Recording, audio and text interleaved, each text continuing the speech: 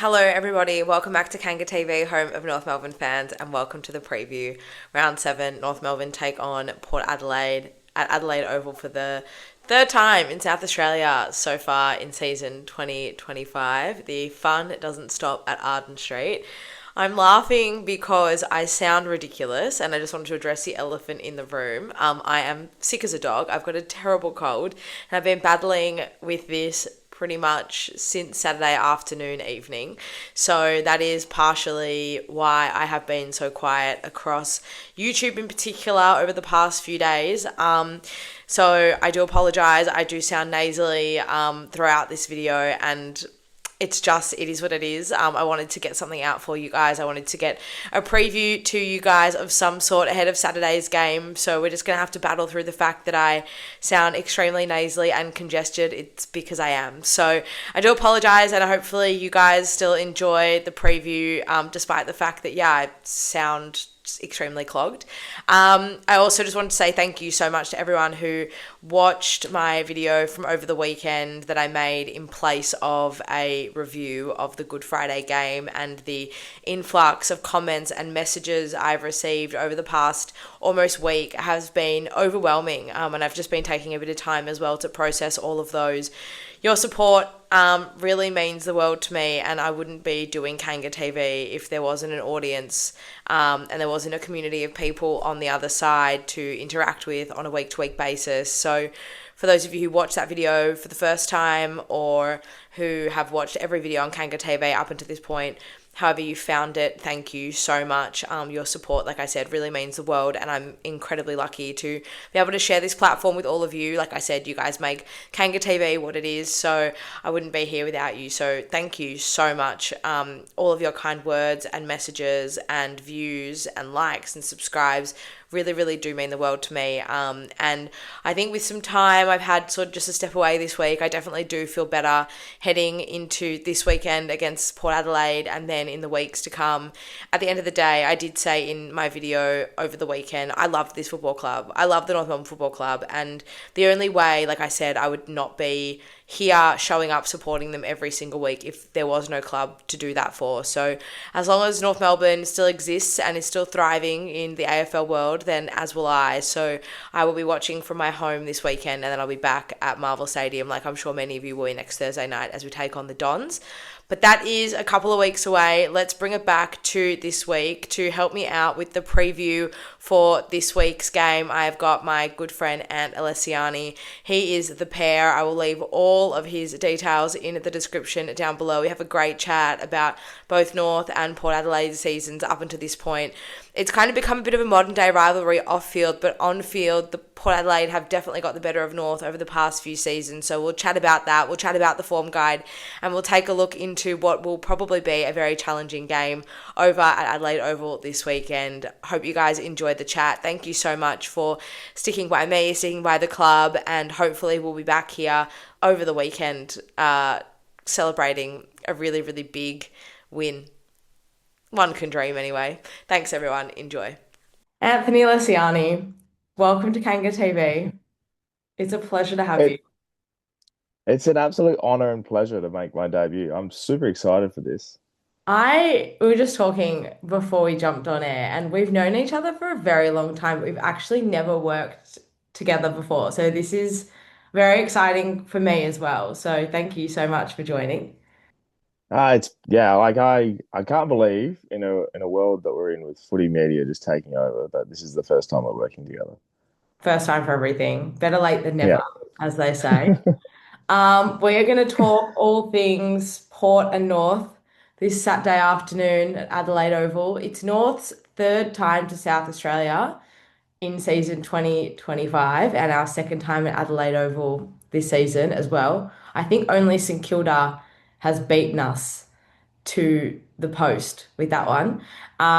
So look, I mean, it's great to be going back to Adelaide and back to Adelaide Oval, a ground that we just love to play at and are so successful there. How are you feeling ahead of Saturday's game? Yeah, I'm fairly confident. It's one of those games where with Port Adelaide in particular and the way our season's sort of been, it's just like you just don't know. Mm. And the season that's playing out outside of this game is always is looking to be the I just don't know factor. The thing you mentioned there about how you've come to Adelaide so many times, this is the first time you're playing us at the Adelaide Oval since I think 2019. So Really? it's a pretty crazy stat because we've either been at Bellarive or Docklands or Carrara, you name it. Like we're anywhere but here. So Okay. I'm excited. It's Anzac round as well, which is always special. And I think it'll be closer than people think, I reckon. This is my thing with Port, and then we'll talk about like North and Port, because I think with Port Adelaide, and you can correct me if I'm wrong, for Taylor's oldest time, when there's pressure on Port to deliver, it feels like they fail to do so. But then when they go in as the underdogs, which I would say they have been the underdogs, definitely against Hawthorn, and I tipped Port against Hawthorn for this reason. And maybe lesser extent against Sydney just because of how the game went last year at the SCG. But both of those games, Port would probably start as outsiders and then they just rise to the occasion and they're able to deliver. Is that frustrating? That would be so frustrating. I mean, I would do anything for my team to perform anyway, so I'd probably take anything at this point. But from your perspective, it feels like you get so close, but then you're always so far because of that failure to kind of take the next step when the heat is on.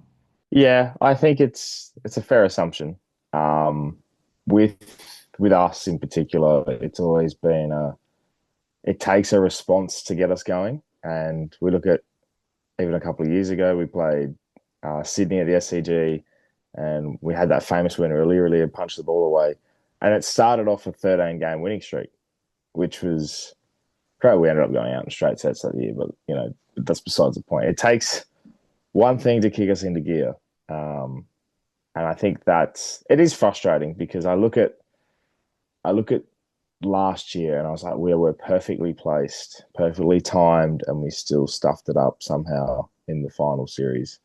And we look at this year and it's taken a gather round Hawthorn win to kick us back into gear. So it is frustrating. I completely agree with the underdog factor, but we also, once we have kick-started our season the way we want to, like we have the last couple of weeks, we do feel once we get comfortable, I think we're a better side. So yeah, it's frustrating regardless because I just know this team should have like two or three premierships and we've got four or five prelims.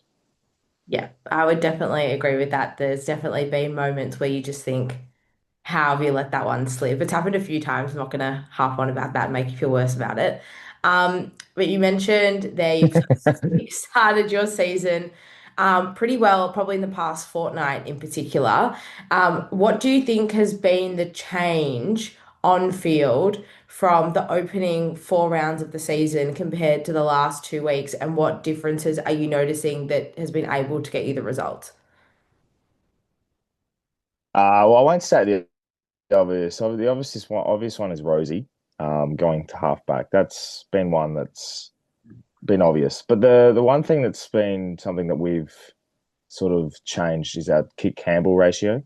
In the first 4 or 5 rounds, we were going at 1-1. So like every kick would be a handball and so forth.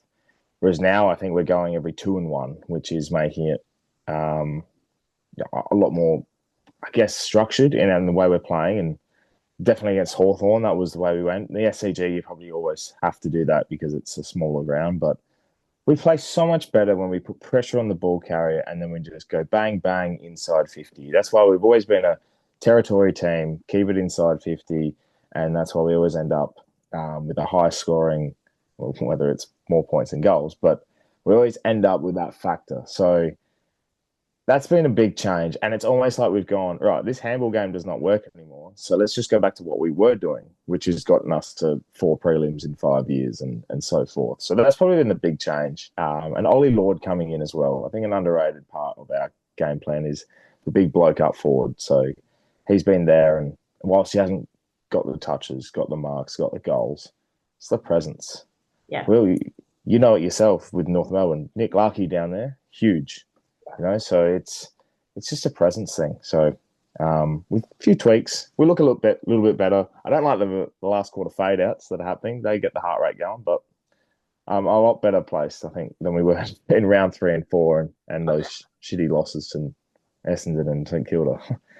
It's one of those things where I feel as if every team will find a strength that will crack North. So when you're talking about the territory game there, all I can think is this uncontested chipping down the ground, poking holes in our zone all the way up the other end of the ground because as soon as the ball comes out of our defensive 50, we just fall apart. Like we offense, like when we're on the offense and when we're on the attack is undoubtedly when we look our strongest, but we've resorted to a bit of a slower kicking game style to try and control the footy a little bit and take the sting out of the game a little bit, but we don't A, look threatening whatsoever when we do that, and then B, we don't have the skills to execute it, and C, no one runs into space. So often it's just chipped across, the 50-meter arc in our defense until someone pulls the trigger and goes for a long kick, the ball's turned over, and then away they go. So that's sort of what I Yeah. think about there. And then the other thing when you're talking about Ollie Lord up forward might not be the one kicking goals or getting the stats, but our backline has been crucified over the last 6 weeks. And I actually am not as harsh on our backline as a lot of other people are. I understand the names in the backline are definitely not superstars, and we definitely could use one or two more A grade defenders in there. But what chance does the backline have if they're receiving absolutely no pressure and no help from further afield? There's only so much they can stop, and they actually do stop quite a lot. If you watch games, I don't know how close you would watch North games. I don't know why anyone would do that voluntarily, but when I watch us week to week, they actually do combat a lot. It's just that for every 4 or 5 entries, they're not going to be able to stop everything. So, in Mm. my mind, that's just listening to what you have to say about the strength support going into this game and where that shift has been made. On the flip side, that's what I think our deficiencies could be heading into this game, if that makes sense. Yeah, it does. I think this is the same with us too, because our defense was structurally sound last weekend against Sydney. In the first 3 quarters, we looked strong. Aaliyah, Asava were uncontested or contestedly taking intercept marks, and it was, very sound. And then for the last quarter, we were just put under the pump, and Aaliyah was dropping marks. Looked like we were playing with baby oil on our hands. We were just slipping and sliding. It was a completely different scenario. So we're the same. I think if we have pressure applied, um, our defense can be, I don't know how to describe it. It's very anxiety riddled, I think, when we have pressure on. So we saw that against Essendon. We saw that against St Kilda, and they're the losses that I look at. The Collingwood loss at the start was, I think, a one-off. We always have those one-off losses that we look more terrible than what we actually are. But it's those two that I look at and go, our defense could be the reason that we lose. And that's why we sort of put an emphasis on the zone and making sure that the ball's in our 50 in that territory factor. Because if there's territory and putting pressure on the ball carrier, then the ball's not going to go anywhere near our defensive 50, and we feel a bit more comfortable. Let's talk about the midfield because I think if your Mm. defense is your weak point and our defense is our weak point, then it's pretty obvious that both teams are going to try and play this high attacking game style. My biggest issue with North at the moment is that our game is pretty much based and reliant on winning the ball in the middle of the ground. And in the last 2 weeks in particular, against the Suns and then against Carlton. Against the Suns, we were just completely monstered everywhere in the midfield. We lost the hit outs, we lost all the clearances, and we just couldn't get our hands on the footy in the middle of the ground. Last week against Carlton, um, Sherry won the hit outs, but Carlton just ate us up with the clearances. So I feel like this is Mm. going to be another really interesting midfield battle because both teams star-studded midfields. How do you see that one playing out? Yeah, I think it's one of those midfield battles that if you look at it on paper, you go, all right, well, you see Horn Francis, Wines, Butters versus LDU, Tom Powell, who I thought has been very impressive, um, and so forth. But I think contestedly is where I look at the midfield battle because contestedly we have the the brute in Jason Horn Francis. Butters can go win in his own ball, and anything happens with Willem Drew and so forth. But we contestedly also can be very off, and when we are, it's very easy to get. like get the momentum going for you against us. And I think with Cherry as the ruck, that's what scares me. He's arguably the best ruck in the comp. Um, you put it, and they love the point they made last week in commentary. It was like, yeah, Terry loves to take the ball out and then give, which is a real dictator ruckman move. So if that occurs against Sweet, then I think you can break us a little bit easier. Obviously, Carlton, you had Cripps and Walsh and so forth, and they're once they get a roll on, it's very hard to stop. But I think with our midfield, if we have that first give, we're pretty clean going inside 50, and that's where the territory is won. I just hope our pressure's on in there, because if our pressure isn't on, then you're going to be walking it out like a shopping centre sale. What you're saying to me is basically a lot of this is going to be dependent on what Port Adelaide side shows up, basically.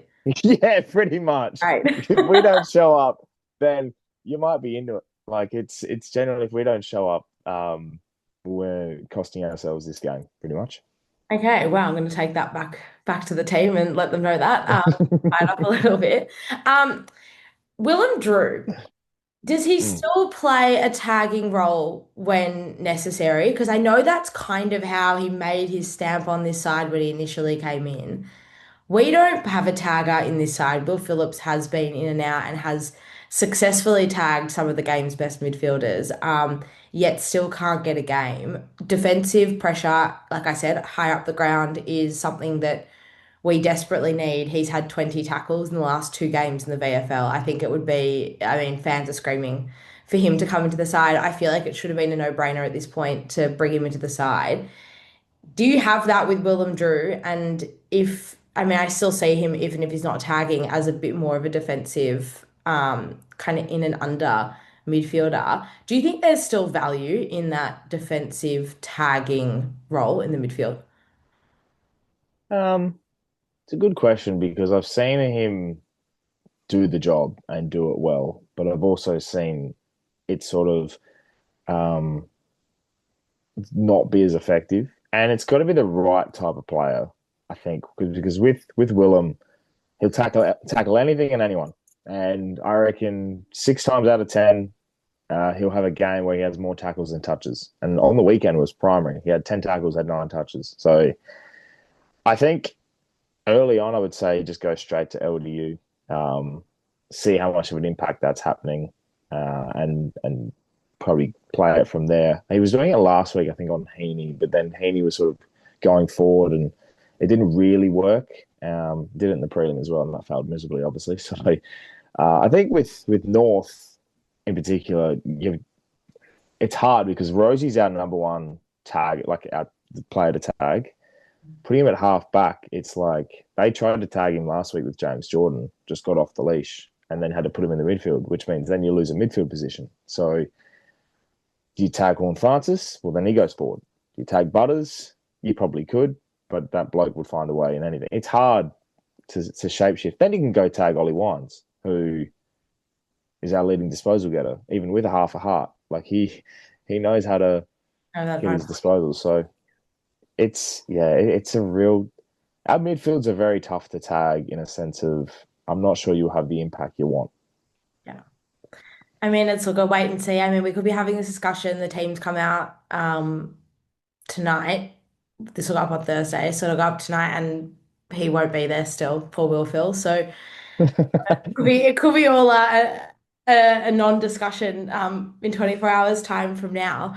One thing I do really find funny about Port is the rivalry off field that has been able to generate and create this like intriguing hype and interest and almost tension between the two clubs that kind of doesn't exist at the same time, right? Like, I personally don't care about the Horn Francis thing. I think the narrative is funny to show interest in a game that plays out pretty much the same time every single time for the past 5 years. There's all this hype and tension around the game. We get to the game, and then North gets pumped by 10 to 12 goals pretty much every time for the last 5 years that we've lined up against each other. I actually don't think there's been a close contest between North and Port for quite some time, because the last time we beat Port was 2019 at Marvel when Ben Brown kicked 10 goals. I was just looking. I've got the AFL tables up in front of me, and the last time we actually had a close game was that game in 2015 at Marvel, We won where it that was game. 113. It was actually we won it, so it was 113 to 105. Yeah, the year before it was 2014 we 97. won. I think Ben Jacobs Yeah, kicked the goal on the run or something in that game. Like, yeah, the famous Ben yeah. Jacobs, most iconic 16 to play for Port Adelaide. What a guy. um, yeah, yeah. So that's I don't believe in the rivalry. I early on when you had the wood on us, like I've seen it here. It was before we won that game in 2015. It was actually 8-21, Yeah, and since wow. then we haven't lost to North. So you've had the wood on us for the first half, and in the second half of the period, it's always been us. So the Horn Francis thing is it's this own rivalry. I think it's not even Port Adelaide. It's just Horn Francis versus North. Yeah. Like that's the whole thing. Um, it's funny to look at sometimes, but I don't buy into it. I don't have a rivalry with North. I actually enjoy watching North. Even the Gold Coast game before they ran away with it, like I was enjoying that. I enjoy the youngsters, enjoys Nick Larkey, Paul Curtis is having a sensational year. I thoroughly enjoy anything. It's funny. When it clicks for North, and I know it will.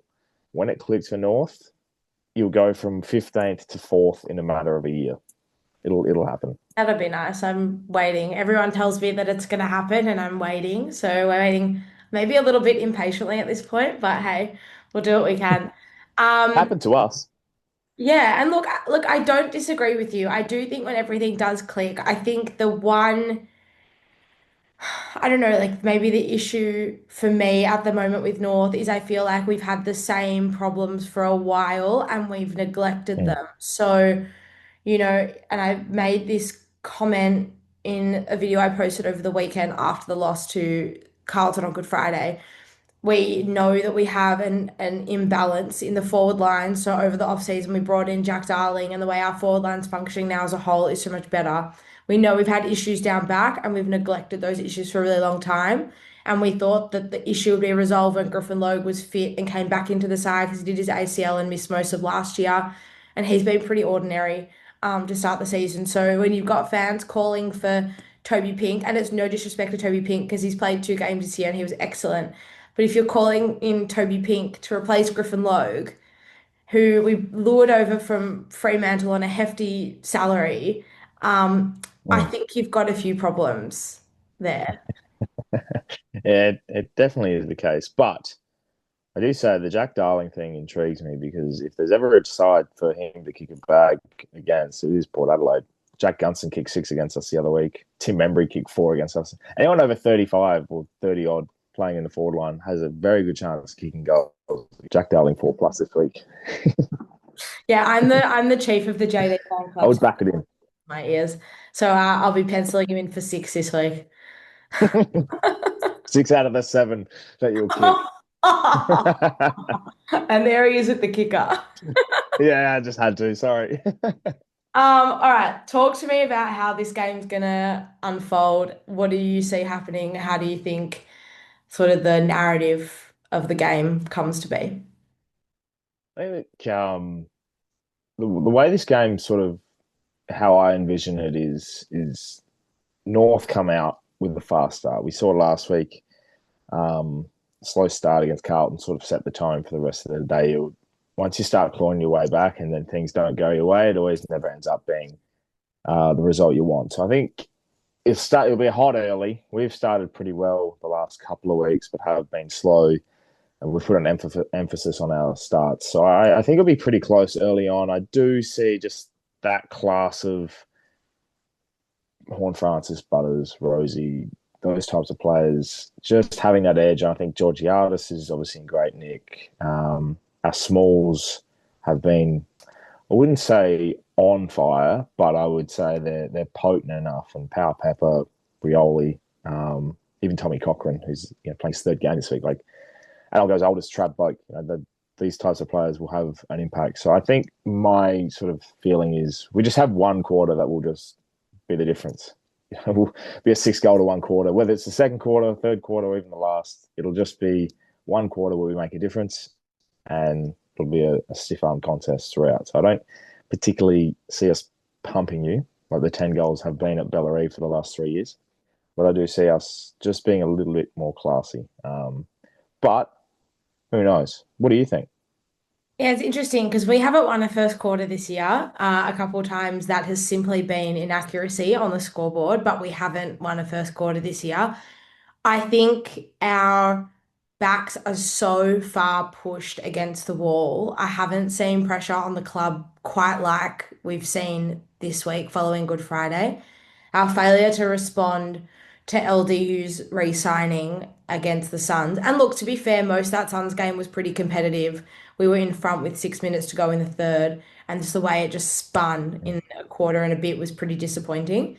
Um, so then to fail to back it up on the biggest stage again, like our average losing margin on Good Friday is like 11 goals I saw before this year. We've only won one game on Good Friday since its inception. Mm. So it's a very hard pill to swallow. The fact that game was over after the first 10 minutes was pretty disappointing. I just want us to respond. Yeah. Like, I just want us to respond. I don't believe in honorable losses, and obviously you want to go into every game wanting to win. Like that's the point of footy. But I just can't, I can't, I don't know what happens if we just can't back it up with a competitive performance. Like I really don't know what the next step is in terms of pressure, in terms of narrative. Like everything has been thrown at the club this week that could possibly be thrown. I don't even know what there is left to say, and I don't want to get to a point. I think the pressure, external pressure, is excellent for North because for so long we were so irrelevant and no one cared if we were good or bad. People actually care now, and the media is not the enemy. They're actually on the side of the fans and they're demanding change and they're demanding accountability the way that fans are and kind of on behalf of fans.